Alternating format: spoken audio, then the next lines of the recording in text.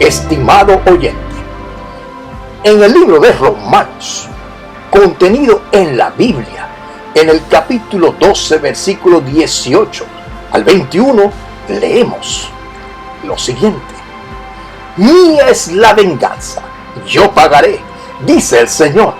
Así que, si tu enemigo tuviere hambre, dale de comer. Si tuviere sed, dale de beber. Pues haciendo esto, ascuas de fuego amontonará sobre su cabeza. No seas vencido de lo malo, sino vence con el bien el mal. Si alguien lo trata mal, no devuelva el mal recibido. No tome venganza, porque a paz nos trajo el Señor. La palabra de Dios nos dice: si es posible, en cuanto dependa de vosotros, estad en paz con todos los hombres. No os venguéis vosotros mismos, amados míos, sino dejad lugar a la ira de Dios. Nuestra meta ideal como creyentes es rescatar las almas para Jesús, para el reino de Dios, realizando el bien y predicando la palabra. Al repasar este versículo, podemos ver que Dios tiene cuidado de todas las cosas hasta cuando el enemigo nos hace daño o la guerra. Dios se encarga de las personas malas y que éstas reciban las consecuencias del castigo de su maldad. Aún así, Dios se conduele de los malvados cuando se arrepienten. El odio y la indiferencia ha escalado profundamente en la humanidad y tenemos que ser sabios, inteligentes, para no dejarnos arrastrar por el odio, la indiferencia y la maldad. Tenemos que ser lentos para airearnos o ponernos de mal humor, como establece el libro de Números en el capítulo 14, versículo 18, contenido en el Antiguo Testamento, donde leemos: el Señor es lento para la ira y abundante en misericordia, y perdona la iniquidad y la transgresión, mas de ninguna manera tendrá por inocente al culpable, sino que castigará la iniquidad de los padres sobre los hijos hasta la tercera y la cuarta generación. Al que te hace la guerra, no le pague con la misma forma, porque Dios peleará por ti. Jehová de los ejércitos pelea y defiende tus pleitos. No hay por qué pelear. Dios tiene el control de tus pleitos y problemas. Leemos en el libro de Efesios, en el capítulo 6, versículo 12, lo siguiente: porque no tenemos lucha contra sangre y carne, sino contra principados, contra potestades, contra los gobernadores de las tinieblas de este siglo, contra huestes espirituales de maldad en las regiones celestes. Este versículo nos informa que toda lucha o guerra espiritual es directamente producida por los demonios que están detrás de las personas que nos atacan. Por tanto, nuestra lucha no es contra las personas de carne, sangre y hueso, sino contra las potestades de las tinieblas que están acompañando a las personas y las influencian a causar el mal. Hay que ser muy sabio y tener mucho discernimiento para desconocer qué tipo y conocer qué tipo de demonios están influenciando, poseyendo o atacando a nuestros enemigos visibles. En el libro de Deuteronomio, en el capítulo 3, versículo 22, leemos: no les teman, porque el Señor, tu Dios, es el que pelea por ustedes. Libro de Isaías, capítulo 41, versículo 10 dice: no temas, porque yo estoy contigo. No te desalientes, porque yo soy tu Dios. Te fortaleceré ciertamente te ayudaré, sí, te sostendré con la diestra de mi justicia. El libro de Romanos, en el capítulo 6, versículo 13, igualmente establece: no devuelvan mal por mal, ni insulto por insulto, más bien bendigan, porque para esto fueron llamados, para heredar una bendición.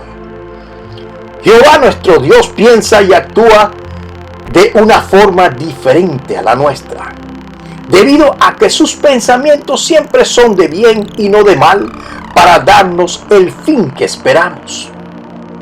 Si Dios pensara como nosotros, el mundo ya se habría acabado, destruido por la cantidad de odio y venganza acumulados. Gracias a Dios y su forma de pensar, que es más alto que nuestros pensamientos, el que nos da tiempo para que procedamos al arrepentimiento. ¿Qué es el espíritu contrario opuesto? Es el cambiar nuestra manera de pensar y alinearnos con los pensamientos de Dios para que cambie nuestra manera de vivir. Consiste en desaprender y cambiar nuestra manera de pensar.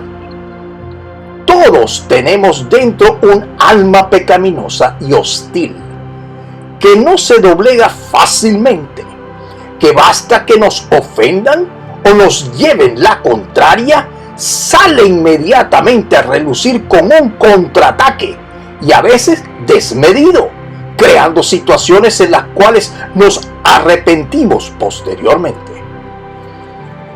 Estimado oyente, usted, como creyente en Dios, conocedor de la palabra de Dios o en proceso de conocerla, analice si sus pensamientos se alinean con los pensamientos de Dios. O piense si todavía lo dominan los pensamientos como la ira, la venganza, el odio, las contiendas, las malignidades, las envidias, las mentiras, el desprecio, el racismo, la falsa acusación, el descaro, el engaño, entre otros.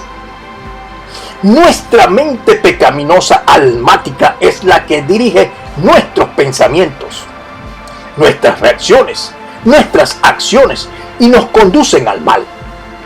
Y si le damos cabida al diablo, nuestra imaginación concibe el mal.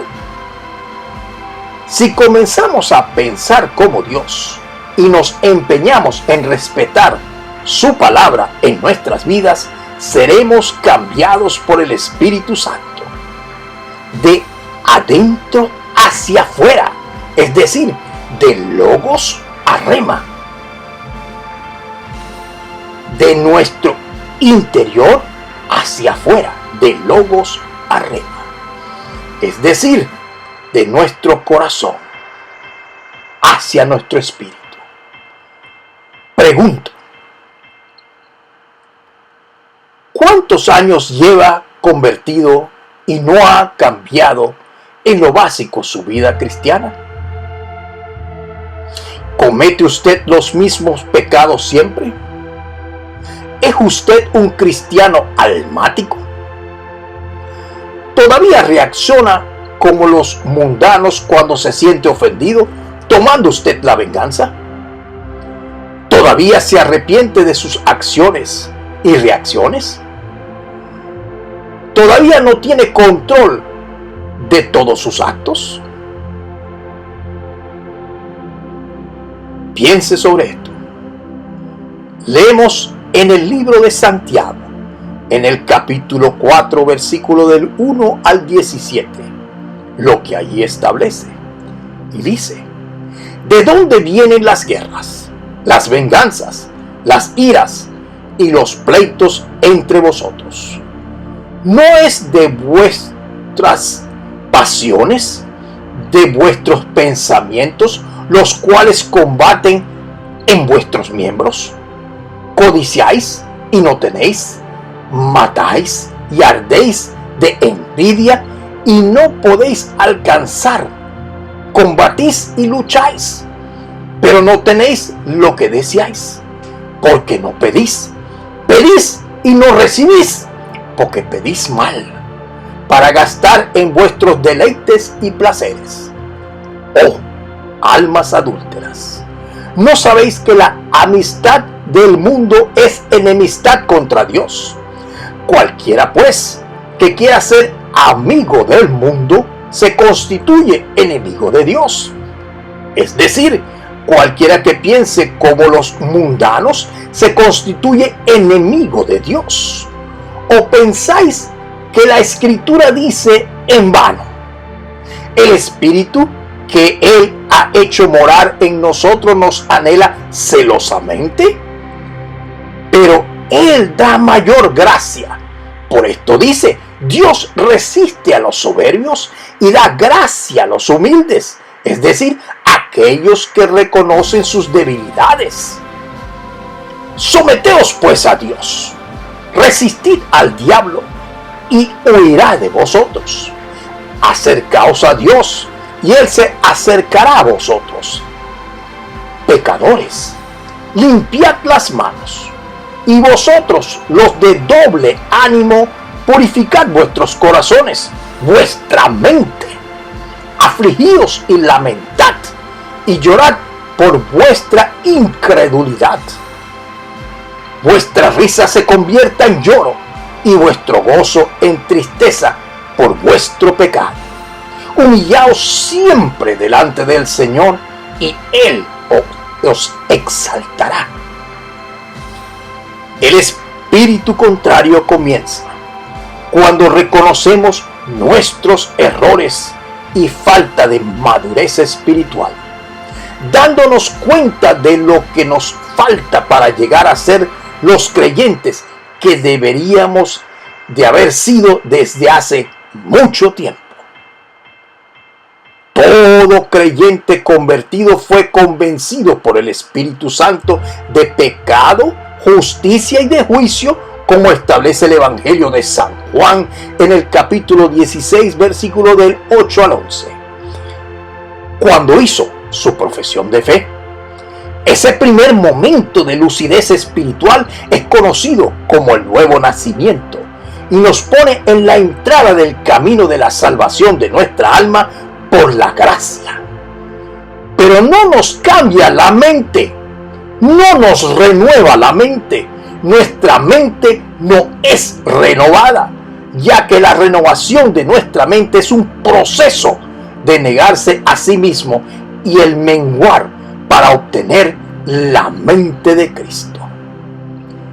El proceso de renovación mental o metamorfosis constituye el alcanzar la madurez espiritual y dejar de ser niños fluctuantes que se dejan llevar de un lado a otro, que necesitan de leche espiritual y paliativos de animación. Tenemos que comenzar a estudiar la palabra de Dios diariamente para renovar nuestra mente, para que el Espíritu Santo tenga el material para transformar nuestra manera de pensar y conducirnos a no pagar mal por mal, antes bien vencer el mal haciendo el bien. Esto tomará a lo mejor toda la vida de algunos y a otros les será más fácil. Lo importante es avanzar un paso a la vez en el camino de la santidad. De igual manera que hemos aprendido lo malo, debemos desaprenderlo, desarraigarlo de nuestra mente y comenzar a establecer la mente de Cristo. Pregúntese la próxima vez que se encuentre en una situación pecaminosa: ¿qué haría Jesucristo? ¿Qué haría Jesucristo? Habló para ustedes el doctor Ricardo Pachón.